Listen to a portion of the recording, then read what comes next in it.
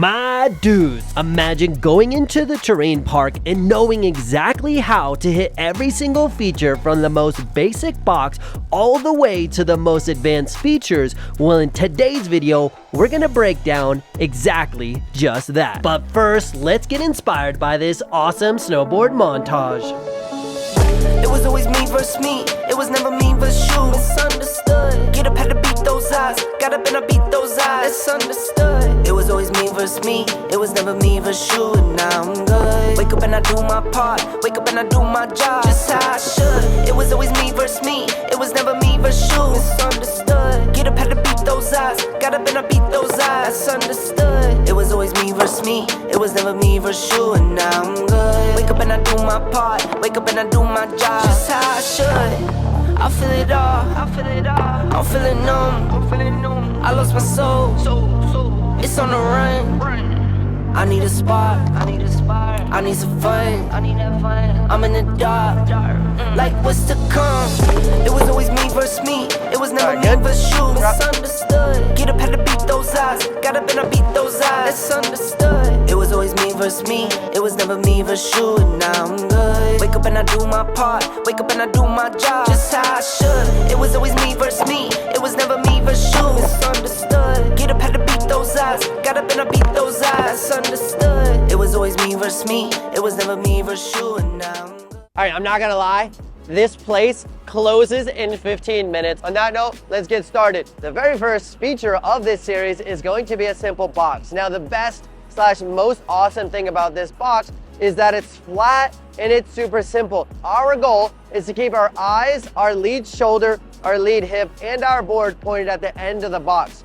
While we're in that stance, our goal is to keep our spine upright, a little bit of pressure on our shins so that we can be nice and even, and we're in a nice athletic stance. Notice that I'm not super leaning back, I'm not leaning forward, I'm flat-footed, nice and even.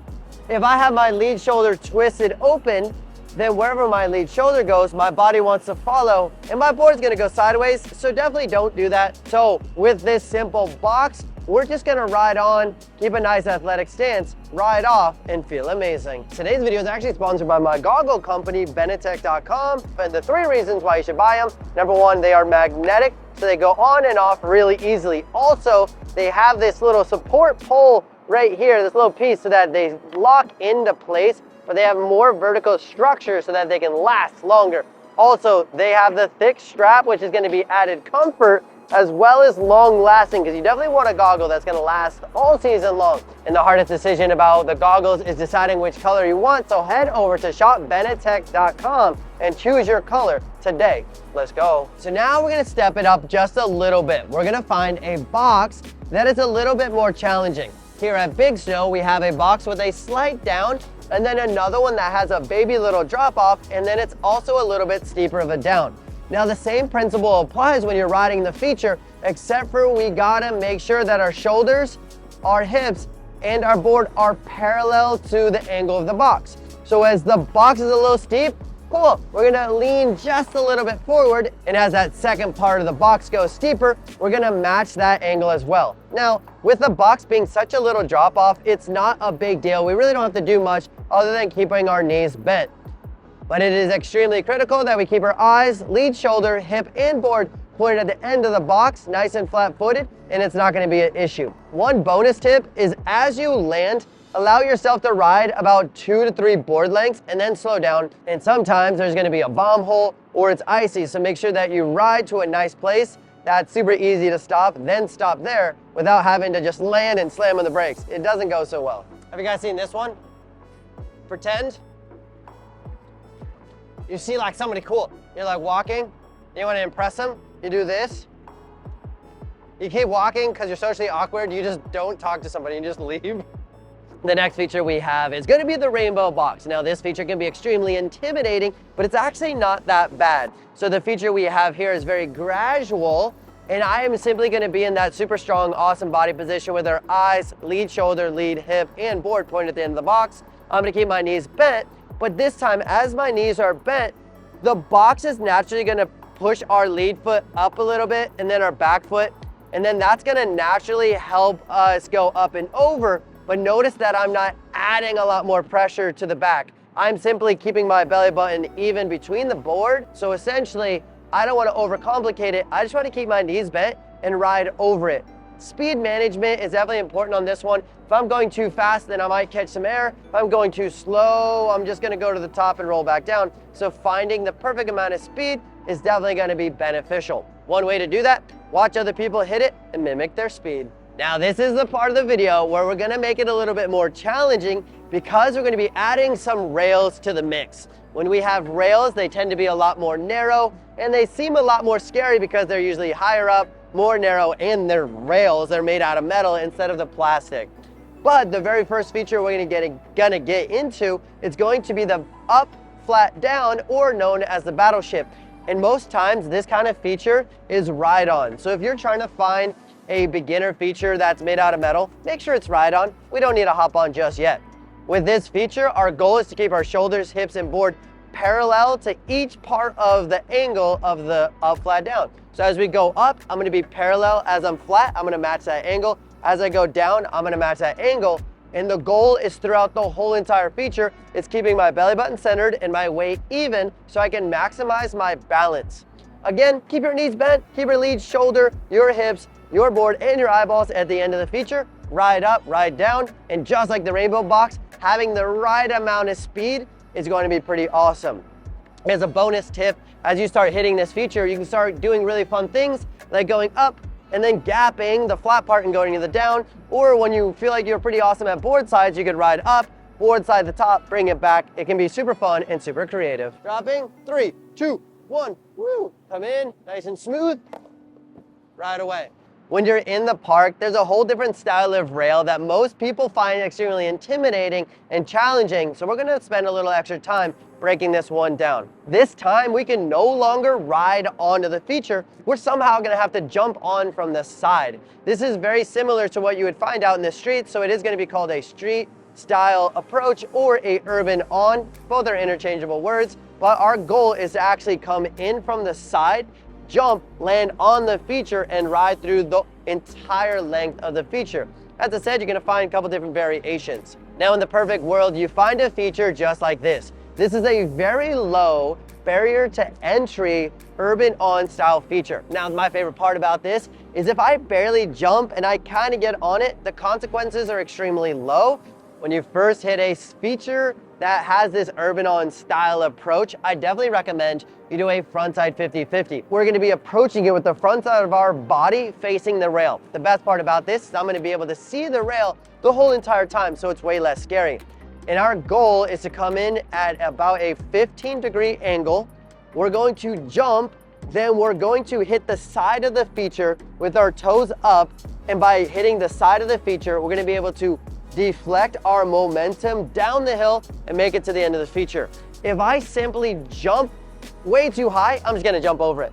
If I jump and land perfectly on top, that 20-degree trajectory is gonna make us just keep going and fall off the side. So we do have to redirect our momentum to make it to the end of the feature. A couple bonus tips for urbaning on is as you jump, I wanna make sure my heels are staying in front of me. I'm aiming to hit the rail in the center of my board with my toes gently up. Then I want to roll my body over the feature, allowing my belly button to be exactly on top of it. If I do that same mechanic where I hit the side of the feature, but my belly button's like way over here, then I'm simply gonna fall over. It's not gonna work. A bonus tip is as I jump on, I will glance at the rail just briefly, but my main goal is actually keeping my eyes, lead, shoulder, hip, and board, as you know, at the end of the feature. Awesome, once you're feeling pretty comfortable with that, we're gonna step it up a little bit to a fat tube. Now, you're gonna find these tubes pretty much all over the place, and what's amazing about them is that you can hit the side, you can roll on, but you have a little bit more surface area to aim at, which makes it a lot less intimidating. But the challenging part is these are gonna tend to be longer and higher off the ground, but the same principle applies. I'm gonna come in at a 15-degree angle, get a little bit of a hop, hit the end of the rail, and then once I flatten out, keep your belly button over the rail, keep your weight nice and even, knees bent, and then ride through the end of the rail. And at first, this might be a little intimidating, but definitely make sure that you take your time and trust the process. All right, what music should I be putting on? Any ideas? Let me know in the comments below. The next rail that we're gonna do is the same urban on approach, but look at this thing. This thing is small, it's tiny. That does mean that we're gonna have to be way more precise about our movements, but guess what? The mechanics remain the same. I'm gonna come in at the same trajectory. I'm gonna hop just a little bit more because I'm actually gonna have to get higher up onto the feature. I'm gonna hit the side, I'm gonna roll, I'm gonna keep my eyes at the end of the rail, and I'm gonna make it through the whole thing. This can be more challenging / scary / intimidating because it's so narrow and you have to be so precise, as well as it's really high off the ground. So definitely make sure you're feeling extra confident going into a feature like this so you can be precise and have a good time. So the next feature we're gonna be talking about is a urban on approach, but there's a kink in the rail, simply meaning that the rail's going and there's either a bend up or a bend down. And on this one, it is a flat tube with a donkey, as they call it, and it goes up. It's not a super challenging rail as long as you have the right mechanics and body position. So I need to come in with a little bit extra speed because I know that it's flat, and because the up is so long that I'm gonna lose a lot of speed, so I wanna make sure I have enough momentum to go up and over. I'm gonna, once again, come in with a nice trajectory, get on the feature, and then as I go through the kink, we have two major options. One, I can allow my knees to be passive and let the rail kind of push my knees up, but my belly button stays in a very similar place. The other option is as I go through that kink, I bring my knees up.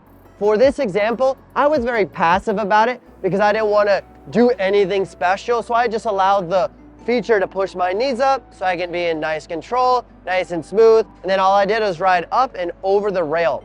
The best part about features like this is it can allow you to do really sick frontside 360s or crazy tricks because you have so much extra hang time. It's pretty fun. All right, we finally landed a trick. Ready? One more.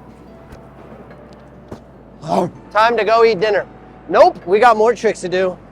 Now we're down to the last feature of this series, and it's gonna be a urban on approach down, flat, down. Now this thing has a little bit of spice to it because you're gonna have to jump on from the urban on. It is pretty narrow, but as soon as you land, it flattens out, and it's another one of those kink rails, and then all of a sudden it flattens out and then it goes down. So we have to be very precise about matching the angle of the angle of the rail with our shoulders, hips, and knees. So as it goes down, I'm trying to lock in that side approach and be parallel. But as soon as I'm locked in, the kink is already there, so I have to be passive on my knees. Now shoulders, hips, and knees parallel with that flat part. And then as it goes down, I gotta be parallel again. So we've pretty much essentially combined all these wild things in the park and all the skills into one absolute feature. And when you go into the park, you might find a down, flat, down, but sometimes you might find a down, flat, down, flat, down, flat, flat. You know, it gets a little wild out there. So definitely make sure you scope it out. But that is going to be our series. And let me know in the comments below if I missed any features or you want me to break down a different box, a different rail, something else. So on that note, my dudes, thank you so much for hanging out. Definitely subscribe, follow, and you're amazing.